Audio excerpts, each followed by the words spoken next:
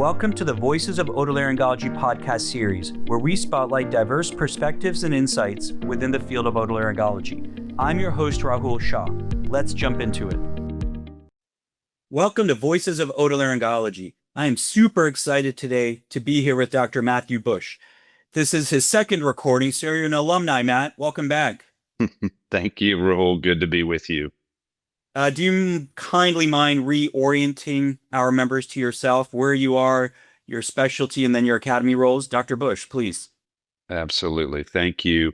Matt Bush is my name. I'm a professor and the chairman of the Department of Otolaryngology, Head and Neck Surgery at the University of Kentucky.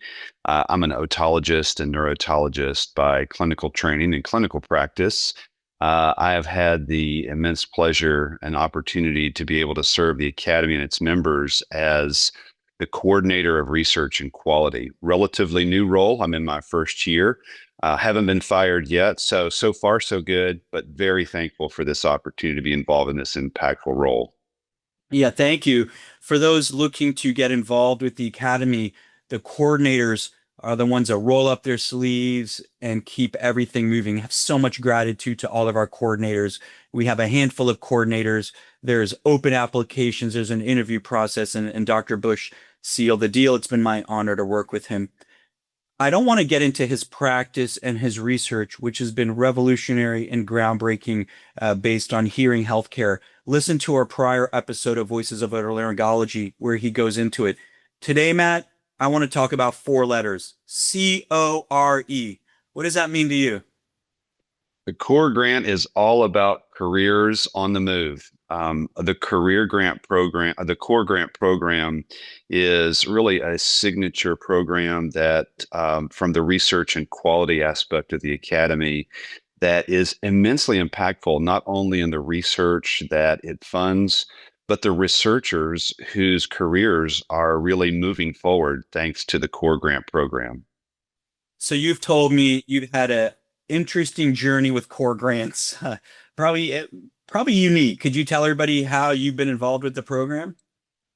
Yeah, within my role in research and quality in the Academy, the CORE Grant was really the heart behind why I wanted to apply for the position.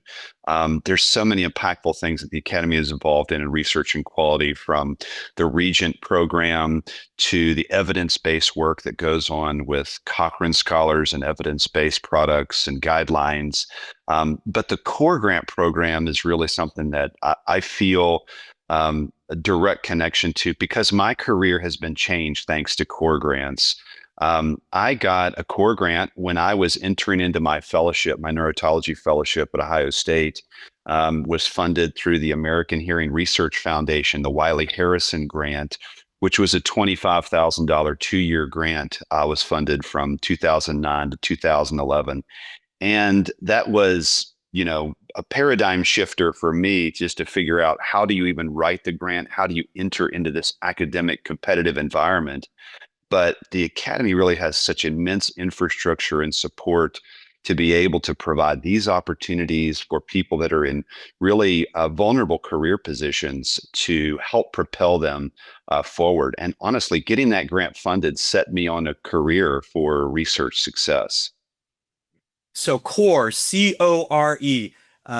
Dr. Bush presides over it. I am not going to embarrass him for the acronym because we always trip up. Centralized Otolaryngology Research Efforts, CORE, CORE Grant, Centralized Otolaryngology Research Efforts. So Dr. Bush, you got a CORE grant, and then you moved on the continuum, right? So then you had CORE grants, and then what did you do? And now you kind of preside over. What was that middle step? You served as a reviewer, I believe. Yeah, so, really getting a CORE grant helps you to feel like you're in the club. And it sounds so arrogant and erudite to say this, but research is really difficult to get into the community. And honestly, for funders to trust you, that are you worthy? Are you responsible? Are you smart enough? Are you sharp enough? Are you efficient enough to be able to balance, what you do as a clinician or as an educator, or as just a human being, and be a researcher and manage these funds? And so when you get your first grant, it sort of makes you credible for other grant opportunities and other funding opportunities. So I got my first grant, this core grant, thanks to excellent mentorship and support and just a wonderful research team, which is really an important theme that we'll come back to later. But that set me on a trajectory to be able to do some work, have this work then presented at an academy meeting in front of my peers, publish it in our signature journal, Otolaryngology, Head and Neck Surgery, and then be able to use that data for subsequent applications. So I was able to then get another career development grant during then my first couple years as a faculty member once I came back to the University of Kentucky. But what then it did is also endeared me to other funding opportunities within CORE. So I actually applied for and got a second CORE grant when I was in a key transition phase where I really needed to compete for NIH funding. And sort of go for the coin of the kingdom. But I was able to get an Academy Core grant that was co-sponsored by the Triological Society. It was a career development award. I was funded from 2014 to 2016. And being able to get that award helped to create further dialogue with my research with colleagues, helped me identify additional collaborators that have continued to pay dividends to this day. But again, it's fanning the flame that you're already feeding as a researcher, as a professional in the field, just to make you successful in research. So, did I get it right? You're a two-time core awardee? Indeed. There's no rings that you get, but I think that may be something that we should look into. Maybe we can find a way to fund that. But yeah, indeed, it's some really a really special club to be a part of, to be a core grant recipient. And then you have the unique perspective of then being a reviewer. And we're going to talk about all this, but I want to set your credibility. Uh, you explained it to me this morning. You've received two core grants, you've been a reviewer, and now you and Dr. Chris Schultz preside over the program. Yeah, so I served as a study section member on the otology study section for the core grant. And that also was amazing because I'm learning about the House of Otolaryngology and the amazing researchers and the brilliant scientists that we have that are our trainees, that are now faculty members, that are other grant reviewers. And it just has only deepened my love and respect for people in this field. And it was just immensely helpful. And I think being able to provide helpful criticism, not that just you say something like, this grant's terrible, you did a bad job. That's not helpful. But learning to be able to communicate clearly helped me mature professionally as well as scientifically. Do I really understand the science? How do I help this person? And honestly, the core grant program is so great in a sense that, first of all, the pool of applicants is smaller. So your chances of funding are much higher than almost any other type of funding mechanism. So that's an important issue to remember.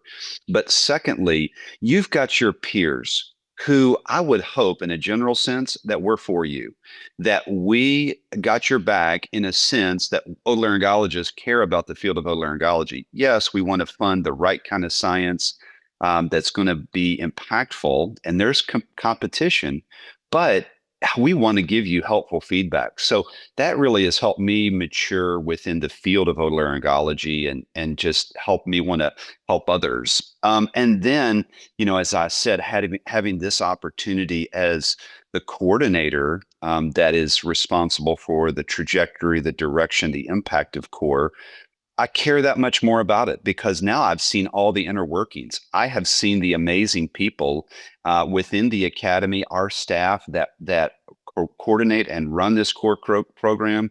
I promise you, there is no group of people who are more dedicated, more qualified to support your career trajectory than this core staff at within the research and quality aspect of the academy. And that's what's amazing is that you've got people that are for you. And to be able to see, we've got opportunities to engage with industry partners and other people who are doing and other institutions and organizations that are doing some really important work. And they want to partner with the academy. And they say, hey, we trust you because For all of these years, decades, the CORE grant produces winners. It produces funded researchers, and we want to invest in the future of scientific advancement. All right, we're going to plant a golden egg in just a second, all right? Because we just came over the Easter holidays. So, a golden egg, Dr. Bush is going to give us some secrets on how to be a successful core grant. Let me just make some comments. The Academy, since 1985, 800 grants, $14.5 million. Grants range from 5,000 to 150,000. I'm very proud. We continue to increase that. Don't hold me to this, Dr. Bush, but I think about a 500,000, something like that. This year is what we've allocated and budgeted, and that continues to grow. We find industry partners where they say we want to support this grant for 10,000, 25,000. They don't choose it. Your group chooses it. But as Dr. Bush said, this time and era, it's more important that not profits, medical associations invest back in their people. That was just a little commercial. No comment needed. So, Dr. Bush, find me a golden egg. What makes a successful application? That's a huge question. You get it all the time. Go ahead. Well, thanks. I've got some helpful things that I hope will give you some focus and some hope about this. Dr. Shah just shared the real name, real acronym, the real letters for CORE, but I'm going to share with you a researcher's acronym for CORE. CORE. 1, clarity. 2, originality. 3, rigor. 4, effect. That's your CORE acronym. Clarity, originality, rigor, and effect. Let me go through these. First of all, clarity. If you want to be successful in any research program and to write grants, you need to strive for clarity.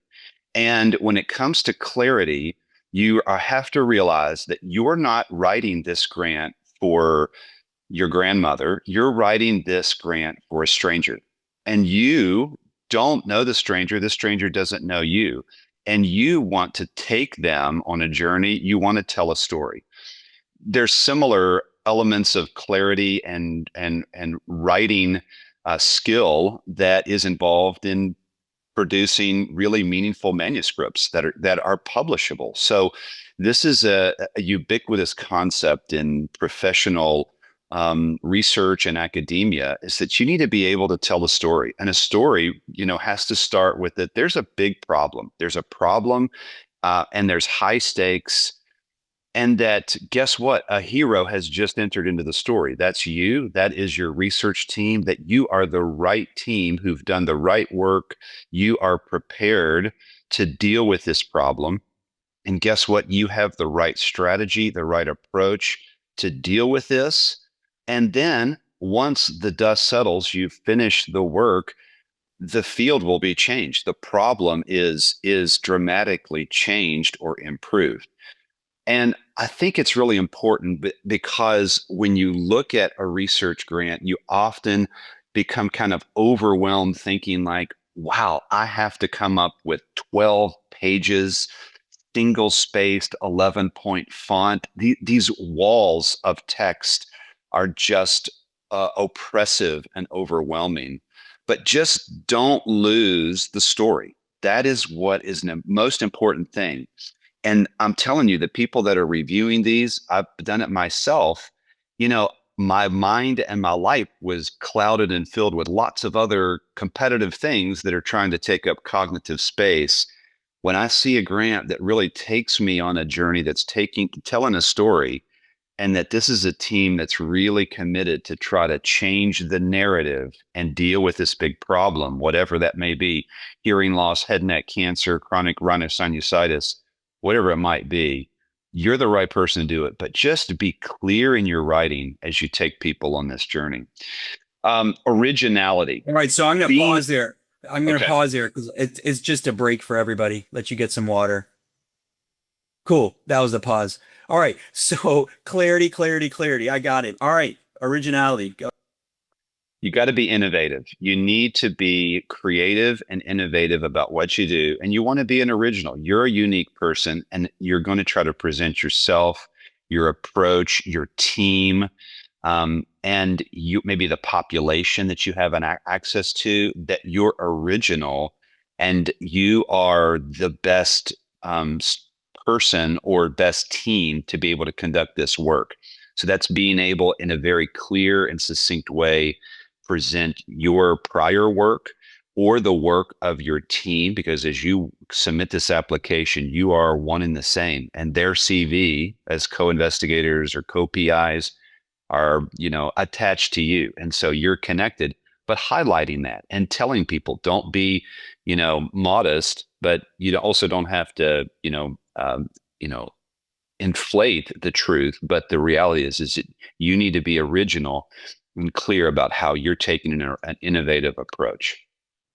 So I'm going to help us with this. So we talked about clarity, originality. I'm not a basic science researcher. I don't know CRISPR. I don't know pipette. Is there a role for me, Dr. Bush? I like socioeconomic outcomes. I like simulation. I want to study, can robots drill a mastoid as fast as Dr. Bush? So is the spectrum of core only basic science? Because maybe then it's not for me. The core grant program is for the whole house of otolaryngology. Anything that otolaryngology touches, connects to, is impactful in, a core grant would fund and support. My first core grant was a basic science grant. I studied drug development, tumor microbiology of vestibular schwannomas.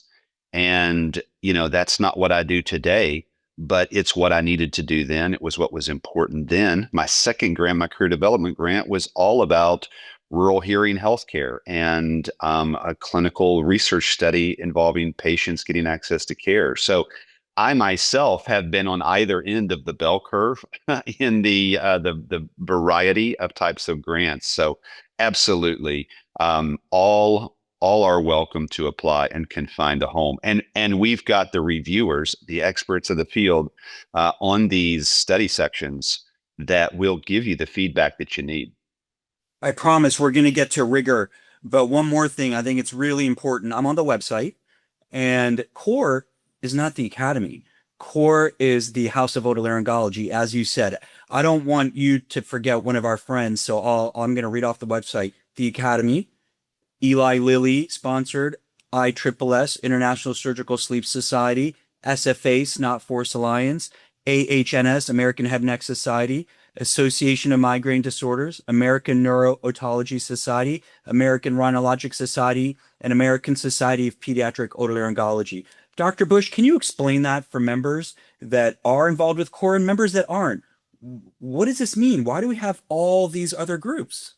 Think of otolaryngology not like the taskmaster, the dictator over all of research in otolaryngology, that we decide in the academy who gets funded, who can progress in research. Think of us as your concierge. Think of us like your expert. You say, hey, I want to get some funding. I want to get support. Look at us to kind of help you get those dinner recommendations, those local town hotspots, just like you would want a concierge. But to think about research empowerment is what CORE is about. And this is where we've helped the other societies and the other organizations that you described to be able to have the infrastructure and have the rigor to be able to have, um, key core members in their respective associations and societies that are also a part of the academy and the House of Otolaryngology, to get that work reviewed, get it funded, get it published, and just to send it out. Well, thank you for that. Everybody's waiting with bated breath. We made it halfway through. We did clarity, we did originality. Dr. Bush, take us to the third one. So rigor makes sense. It's not, a groundbreaking that I would bring this up, but that's about what you're going to do, how you're going to do it.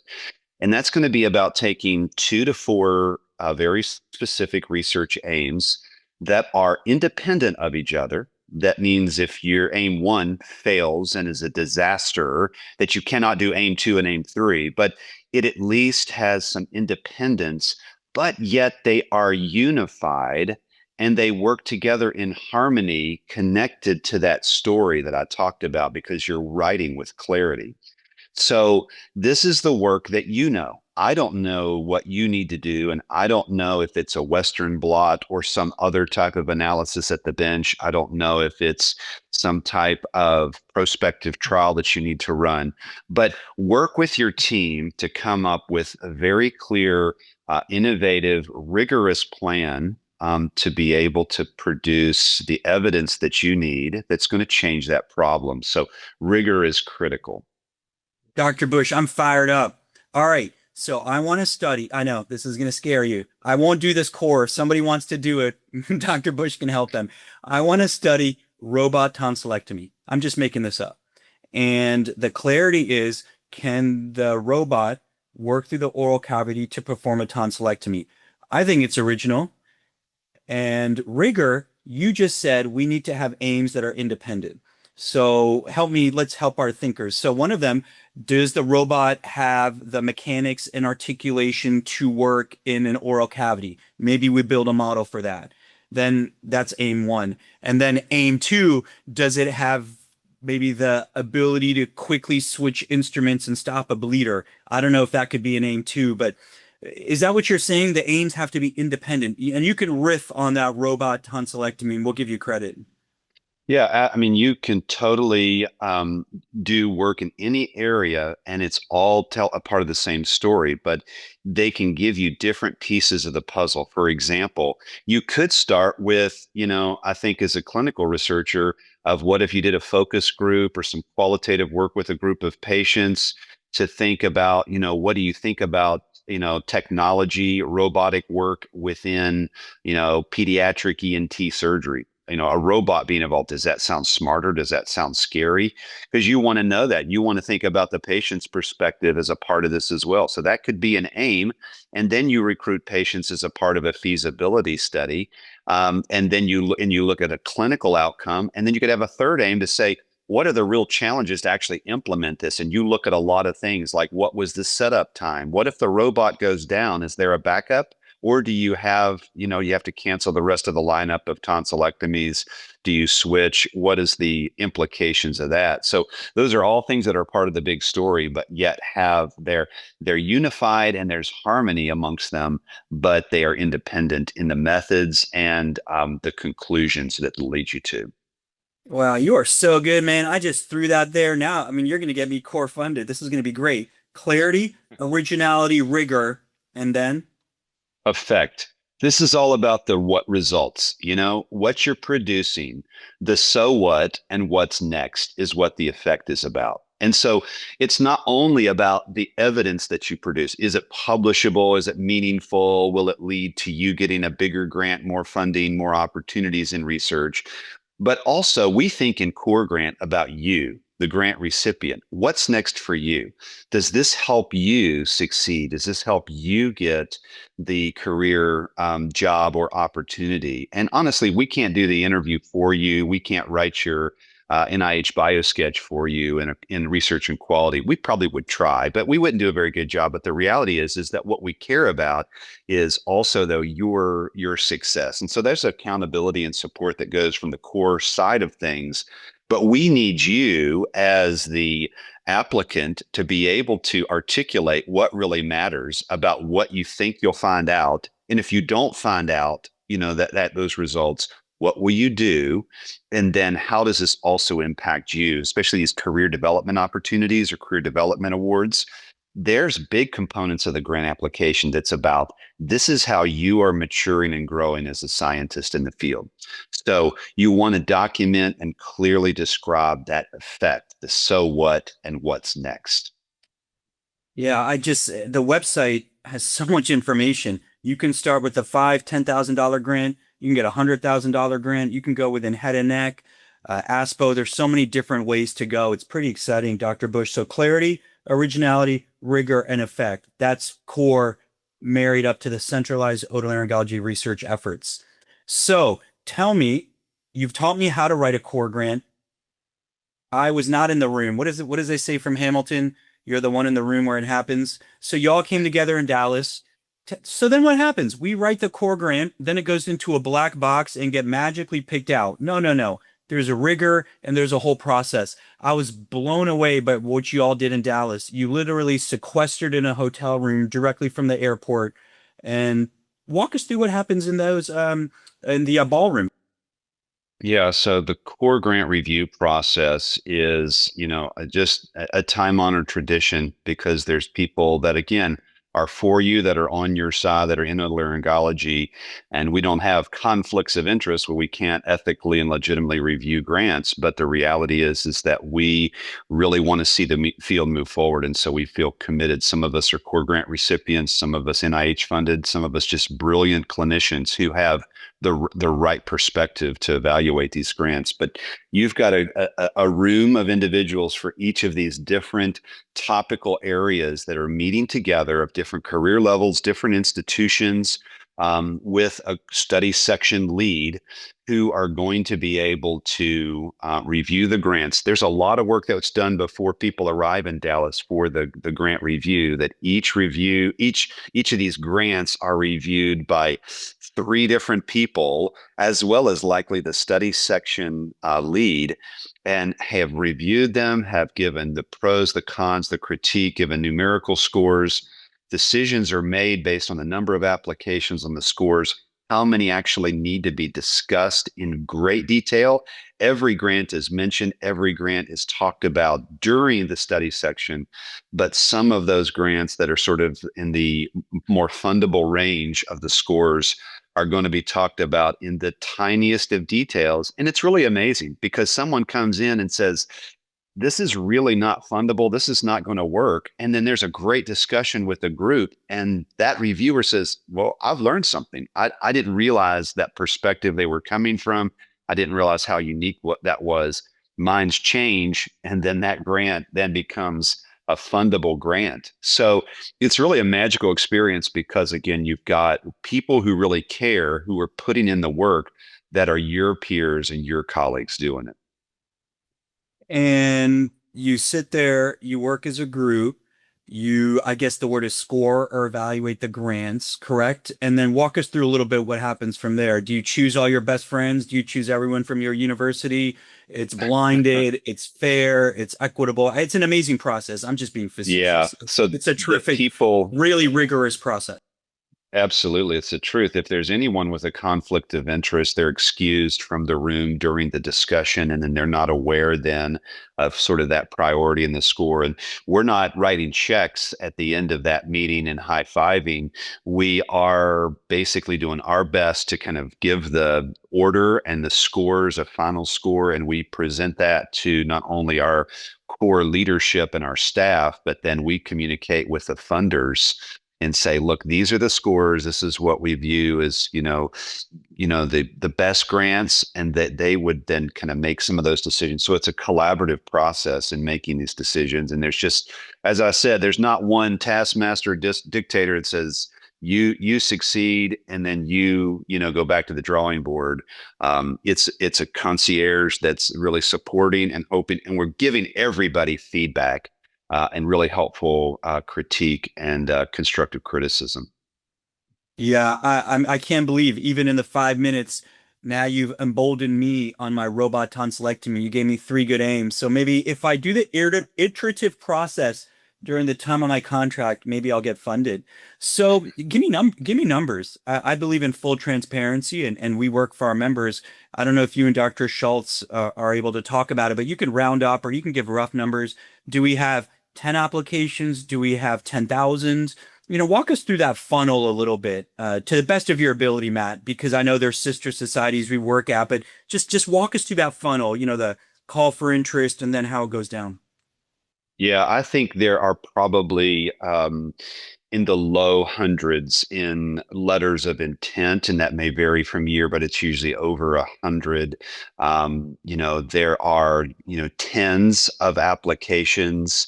that hover close to 100 some years and much lower, maybe 60 to 70. It varies sometimes depending on some of the trainee awards or trainee applications, like resident research grants and applications. But again, when you're looking at other pools where you'd compete against, whether that would be PCORI or NIH or other foundations, you're going to have, hundreds and hundreds of applications coming from the top tier people who already, the rich getting richer kind of situation. And this is really about, helping anyone at any career level. And we're not trying to only fund those that have all the money, or the institutions that have been the only ones to publish on the topic, but just trying to find people with the best application, the best potential to do this work. So Try to get this right. So all comers start with X, letter of intent, and then think of how many grants the whole core gives out. Is 5%, 95%, maybe 25, 30%, everything all into one bucket. It's a little bit tricky, but try your best there. 1 in 3 chance, yeah, 1 in 4. I think the funding chances are probably, depending on which mechanism that you go for, it's either, it's as high as probably 80%. If you've got 2 or 3 people that are applying for some of the less applied for programs. And honestly, this year we had grants that nobody applied for. Maybe they were unaware, they didn't have a topic to present in that area, but that's on us. We're going to, mea culpa, we're going to do our part to put that out there so people do know there's money on the table for their work. So Matt, that's But important. So you all didn't just throw money away. If somebody didn't apply, if it didn't fit the charter of a sister society of the academy, you paused and you said, we're going to work to develop investigators in that area to honor the grantor. Is that right? Is that what you're that's saying? You didn't right. just throw That's them. right. Yeah.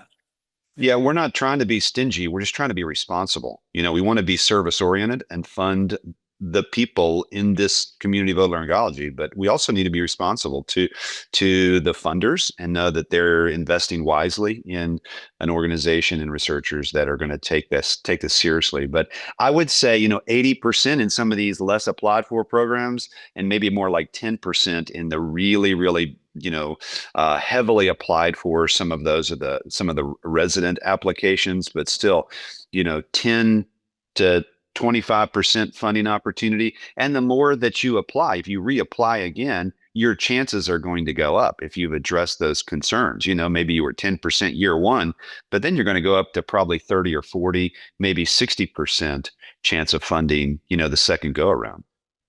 Yeah. Have you heard the Southern phrase, you never know how far a frog can jump? Matt, I don't know that. I'm from Maryland. You've never heard that? Sometimes you never know how far a frog is going to jump. You ever heard that? Apparently not. Maybe I've just not been in the right Because parts you of can't, Kentucky. yeah, if you look at a frog, you don't know how far they're going to jump. And so I'm looking back. I don't have my CV in front of me, but I got a couple $1,000 grant a long time ago, maybe 30 years ago, to do a survey study of looking at errors. That made my whole career. 150 publications later. And we needed that money to buy surveys and to buy mailers because the university wouldn't pay for that. Something as small as that. I guess I'm calling myself a frog that can jump. But I think that was your point too, Matt. It's not just about the dollar value. Sometimes that had clarity, had originality, had rigor and effect. So really interesting. Yeah. Let me give some very practical. I gave kind of the big acronym and, kind of gave you but I'm going to give you just a little tiny, limoncello and a little cookie, to enjoy as we finish. Read the instructions. That's the first advice. Piece of advice that's really, really practical and down to earth. Read the instructions. We have so many grant applications that get submitted. Sometimes it's by a first time applicant and they're busy. They've been on call. They're just sleep deprived. And, I get it, but please read the instructions and follow the instructions. Getting the signatures that you need, getting all the bio sketches, writing grants suck. Okay. I said that. So that I'm the must be research coordinator. heartbreaking, Matt. must be heartbreaking. Somebody doesn't read the instruction, they miss something, then they're out of cycle because you can't come back to your meeting again, right? That's what you're saying. That's right. I mean, it's just as important as, detail of writing admission orders. And, we need to be perfect. We're not perfect people, but do your job to just at least submit the things that you know you have to submit. But secondly, have the right team. And this is really important that it's not just about you. Team science wins. Team science wins every time over individual science, no matter how bright or how brilliant that you are. And that's a matter of having the mentors, the collaborators, the content experts that if you don't know them, maybe your mentor does, but just have them as a part of your team. Their CV becomes your CV and their credibility becomes your credibility. And that then is expressed in the grant application as letters of support and their bio sketches. And that is absolutely critical. And that can make the difference between a grant that is not going to get funded and a grant that gets funded with the exact same science. So that's critical. So hold on. I'm a surgeon. I'm individualistic. I like to do my own thing. I want to submit a core next year. And you're saying that's great, Rahul. Find that mentor, find that partner, find that expert on data and kind of build that and put that in the application. That's what you're saying, Dr. Bush? And that's what NIH and others look for? Well, absolutely. I mean, it's 2026 and you're an otolaryngologist of, the contemporary age and you know how to be a team player. You're a leader at teams. So this should be, singing to the choir here, because we know how to work in teams clinically, but you've got to work as a team. And, maybe you're the one who's writing a lot of the parts of this grant, but just assemble your squad, get your team together, and get that stuff submitted. I'm still on the limoncello and cookies. So instructions, teams, any other kind of micro details, because then I want to ask you two more questions. This is incredibly rich. Instructions, teams, any other micro detail? Don't think of core grants just for residents or fellows or assistant professors. Again, core grant is for the House of Otolaryngology. You'll see with the diversity of the grants that we've got out there, and those of you that are more senior researchers that are listening to this, you know that the ground is dry and the conditions are arid, and it is not hospitable to try to find dollars that are laying around to fund your research. And, take a look again at the core menu, see what you like, see what's there. And, some of the work that you've thought about maybe doing a different direction or something like this, take advantage of the core program and just find then the energizing, re-engaging, impact that it could have to have another 25 or $40,000 to fund your work. So I just encourage everybody within otolaryngology to consider it and be a collaborative team. And as you described, Dr. Shah, about, you're a surgeon, you're busy, but you work with maybe bench researchers or public health experts, and you can work together to put together some really impactful science. Where's your nurse partner? Where's your dyad leader? Where's your business person, right? Depending what you do. Matt, have you seen those Uber commercials where they say that football is all about food and it's like the Uber Eats commercials? You're like doing that to me, man. You're talking about limoncello, you're talking about cookies, you're talking about menus, and you're talking about appetite. Man, you're killing me here, Matt. Um, I want to tell you a conversation I had this weekend. It was true. Talking to a mid-career otolaryngologist, 53-year-old, who will be transitioning from a private academics to an academic medical center. And part of the package is some startup funds for research. And you know what he said? This will make you so happy. He said, I will be applying for a core grant. Amazing. You got to be thrilled by that, Matt. And you just said it. It's not just for residents. It's not for fellows or assistant fellows. Can you reflect on that? Doesn't that make you so happy that somebody is transitioning and they're going to apply for a core grant, which will move science, but also their career? Yeah, that really does that is warm my heart because, I just turned 49 just a few weeks ago. So I'm feeling mid-career nervousness, and we never lose some elements of imposter syndrome and the fear of failure. And you want to be successful, you want to answer hard questions, you want to stay engaged, and to be able to be involved in research and I'm trying to answer difficult questions is something that can be really exciting. Maybe not for everybody in the House of Otolaryngology, no problem. But for those that say, yeah, this is still interesting to me, then here's another food analogy. It's just, like a Red Bull or an espresso shot, an infusion of really impactful, available, feasible funds to get your program energized and moving forward. Yeah, my wife and doctor don't allow me to have Red Bull and espresso. I think you would second that. Um, Going back to that individual, so his package is 75,000, but then he says if I could get, 2550 from Core, then I'm talking. And that's what kind of will help this mid-career. I want to ask you two more questions, but I want to make sure they wasn't more limoncello and cookies you wanted to serve. Instructions, teams, core grants for everybody. Dr. Bush, any other tactical details you wanted to talk? Just be aware of the deadlines. That's really important. I understand that deadlines and sometimes writing that grant within minutes of the time that it's due, is might infuse some creativity and some really high levels of cortisol. But do your collaborators, do your research administration a huge favor by being prepared, thinking ahead of time. And the core grant helps you in that because you do have to submit a letter of intent that usually comes due in wintertime, usually around December. And so thinking in the late summer and the fall, hey, could we put a core grant together? Let's begin to sketch this out, have your parts and pieces of that, and it's not that onerous, not that difficult, and we're not trying to turn people away. We just want to know that we have the right number of reviewers and the right infrastructure to make you successful. Incredibly helpful. This episode will probably air sometime in early summer. So I'm thinking get a letter of intent by December. These are not firm dates, folks. Dr. Bush is just helping us. Then walk me through what is kind of due and then when I hear, because I think the cycle time is important for those that are competing.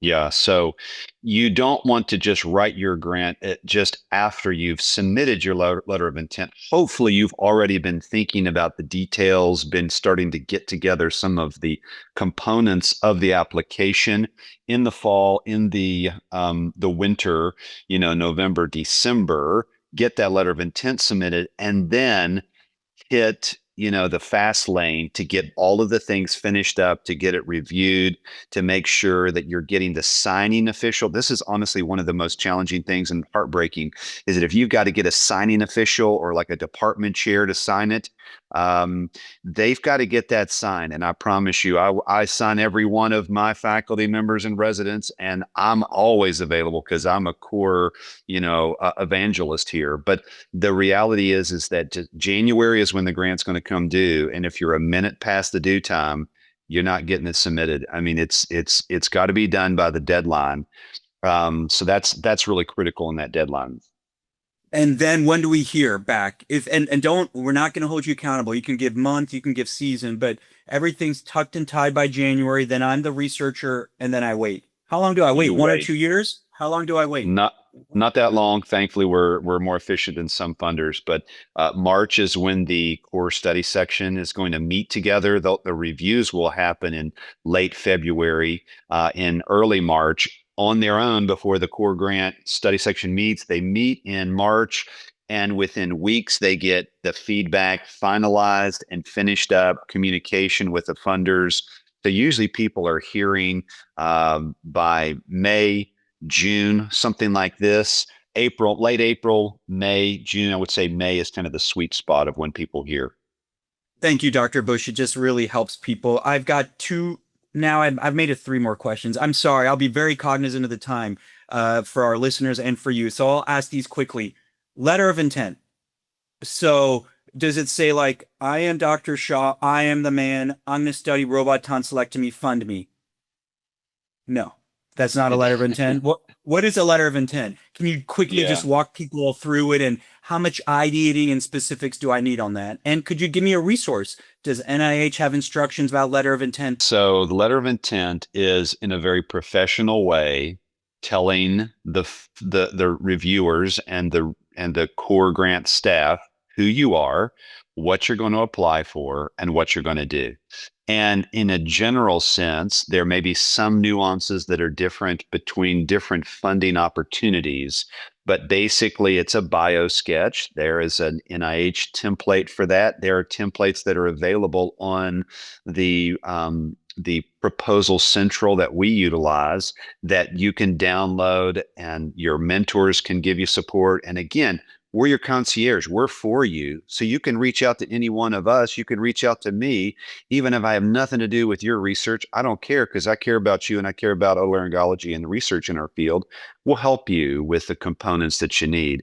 But a bio sketch that tells us who you are, and then usually a specific aims page. This is a one-page impactful thing that kind of gives us, in a sense, this is the problem. You're telling that story with clarity.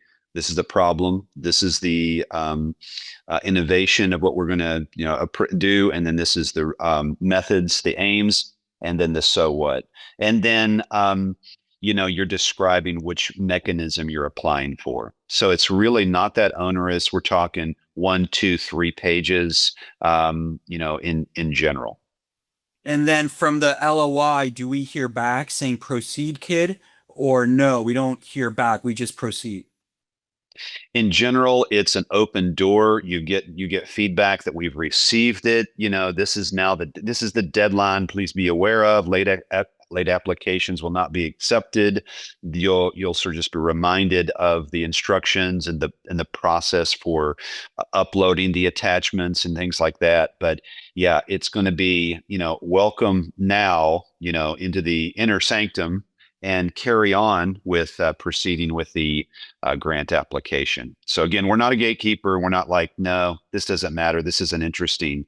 We're all about just being prepared as you're being prepared to do this right. Awesome. Two more questions. And we have not prepped for these. So if these questions don't make sense, we can just take a siesta from our food and circle back on them. You are in the coordinator role. A plus, board appreciates it. We appreciate it. And the staff and members do. What's next for CORE? You and Dr. Chris Schultz. Chris Schultz is our chief research officer and the team under research and quality. I will not name them all, lest I forget one or two, but you've mentioned they're awesome. What's next? How are you? We talked about growing, but what else can you talk about publicly that you're thinking about for CORE, centralized otolaryngology research effort? Yeah, to me, the theme continues to be service, because that jazzes me. That gives me a good, it's a good reason to get up out of bed each day is to help people, whether they're patients or whether they're my colleagues and friends. And so your core team's working to serve you. What we're trying to do is we're trying to give you more opportunities. We want to understand, that science, healthcare is constantly evolving and changing.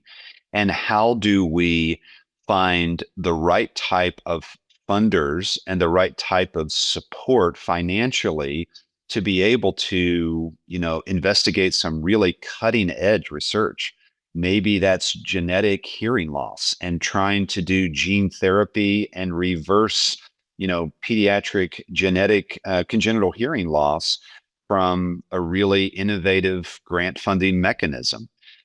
Perhaps that's also looking at resources that the Academy has, like Region, which is an ocean of incredibly important data that is generated by the House of Otolaryngology and Region members. And how do we really understand practice, population health, policy change? We want to be able to give researchers that are interested in that aspect of the translation of science opportunities. So we're looking at Regent connected, regent supported research opportunities. So again, making sure that that menu is diverse. We're not just giving you a price fixed menu of, a salad or soup, fish or chicken, and then, dried cheesecake. We've got, a smorgasbord of opportunities, and we want to continue to give you additional menu opportunities. The other thing that we're really passionate about is not just individual researchers having different opportunities, but we want to understand that, in the academy, we want to serve other organizations. As Rahul, you read off, that amazingly, diverse and deep list of all these different industry partners, professional organizations. We want to know how that we can ease the burden and the complexity of research infrastructure, research reviews, and just to be able to facilitate work to be done. It's not about making money for the academy or necessarily trying to do anything that would be negative in any way, but or take over somebody else's turf. But we just want to see, can we help any other organizations get the right researchers funded, get their careers moving along. So I think that's the way that we're thinking about, the growth, the trajectory. And honestly, we want to make sure that there's never a grant that goes unfunded. We're not trying to just throw money away. As we said, we do have a fiduciary responsibility to those that provide the funds, but we want to make sure that there are people that are doing work in all of these different areas. We want to make sure they're aware, make sure they're putting together a really meaningful core grant, and then it gets funded.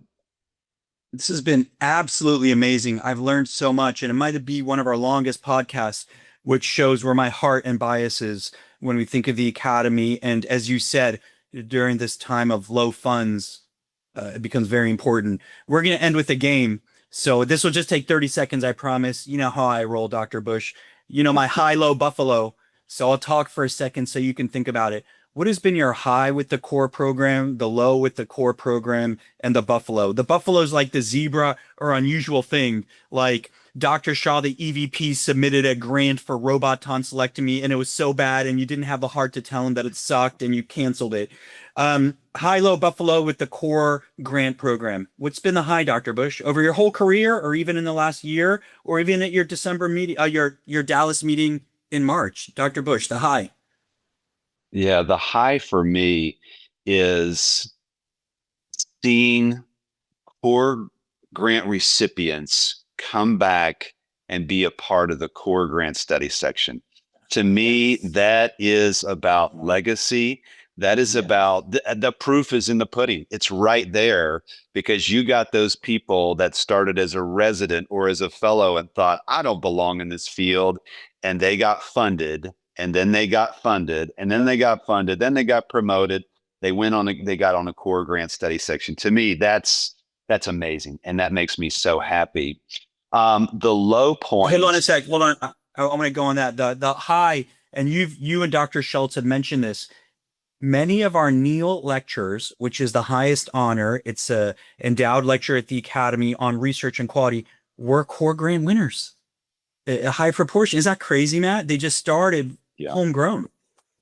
Yeah, it's truth. I mean, it's sort of like a Hall of Fame. But to me, to be in the Hall of Fame, you really got to, hit, 700 home runs, or you have to, play in, 600 playoff games like LeBron or something like this. But in to be a core grant recipient, you don't have to do something that's superhuman. Just do something that's fundable, feasible, and it's amazing what happens thereafter. So you really think my superhuman robot will get funded? I just heard you say that, man. You said superhuman. I'm on that path, man. I'm going to remain unbiased, and I'm going to trust the peer review process to review your tonsillectomy grant. So that was your high. Low, you don't have to have a low, but just thinking about it, and maybe it's increasing the breadth, increasing funding. But what is a low of core over the last 2 decades that you were like, I wish we could have Yeah. funded that. I wish we could have done this. The low point for me was doing the study section over Zoom. Yeah. Zoom has kicked a lot of us in the teeth, in a lot of ways, and it's deflated a lot of our culture and a lot of our, engagement with the people that we care about and the people that we need to meet and we need to interact with. And so I'm thankful that CORE survived and we continued it. But the Academy was gracious, sent some DoorDash gift certificates out to recipients. But it's kind of sad and lonely and pathetic to be actually in this exact room in my house when I was doing a CORE grant. I felt like it's a little bit of a prison sentence because I really didn't have the same engagement, interaction. The conversation wasn't as free. I think the peer review process was intact and rigorous and accurate. So again, I think we did our job during those times, but I love that we've gone back to being in person. That's a special thing. And I think that really helps people just fall in love with CORE all over again. Yeah, right on. I'm not a Taylor Swiftie, but that was a song right there. I think you said sad, lonely, and pathetic. Just saying that back to you. All right, Buffalo. What's the most bizarre core thing? Is it Dr. Shah submitting robot tonsillectomy letter of intent next month? What's the most bizarre, or interesting, or zebra, or you didn't think this would get funded, and the next thing you know, it's groundbreaking research. I mean, we get humbled by that, and that goes back to the adage: you don't know how far a frog's going to jump. So kind of the most Buffalo thing you've seen. Yeah, it perplexes my brain that we have and have had, not necessarily every year, but that we have grants that don't get applied for. And I will tell you that's a very small minority. You can count them on one hand as far as the mechanism. So it's very, very few. Sometimes those are new grants. But again, like I said, now as your coordinator, mea culpa, like I take personal responsibility, like, okay, I need to do a better job. We need to do a better job to make sure these are advertised, that the people that might be interested in whatever that type of science or specific area that was focused on, that they are aware that they have plenty of time to apply for. And so we've got strategy, we've got approaches to address that. But that perplexes me because it's like, wow, that's money that could today be on the move, could be buying, research equipment and or funding, participants to participate in their work. But that's okay. We can work on that. That's a fixable problem, but that surprises me sometimes. Dr. Bush, I don't think this has ever happened, but I just think you won Hilo Buffalo. I mean, that was awesome. I know you've got a big family, so if you do it with your family, can I give you a tip on how to win Hilo Buffalo? All right. So it's a dinner table tradition at our house, and the children are like when they were young, 4 or 5 years old. Here's the winning answer. Ready, Matt? The high is spending time with you children. The low is going to work because I miss you children. And the buffalo is when the neighbor's kid comes over because I want to spend more time with you kids. But man, other than that, you just crushed the high-low buffalo. Thank you. Dr. Bush, thank you for serving as our coordinator, for pushing us to do better with CORE. Thank you for actually starting people on their track, whether they're mid-career, late career, early career, by giving them a chance. I will give you the final word on CORE or research, anything you want. Dr. Bush, bring us home. Thanks again for the opportunity to talk about this. You can tell I'm passionate about it because, you know, to whom much is given, much is required. And I live that, I feel that. And as I said, this is about service. So those of you that are listening, let us be your concierge. Let us tell you, you want really good fresh sushi, or you want to, find the cool hangout place, cocktail bar in, the San Francisco or wherever you're traveling. You go and talk with an expert. And we've got a team of experts in the core group with the research and quality at the Academy, and we care about you. We're going to support you. We'll tell you the truth. Sometimes the truth hurts when you get that constructive criticism or you don't get that grant funded, but we don't want you to give up. We want you to be successful. So let us serve you. Dr. Bush, thank you. Thank you. Appreciate the opportunity. We hope today's episode sparked some fresh ideas. If it resonated with you, please subscribe and share it with friends. Have thoughts or suggestions? Use the feedback form in the show notes. We'd love to hear from you. And don't forget to follow us on social media for highlights, behind-the-scenes content, and updates. Thanks for listening. See you next time.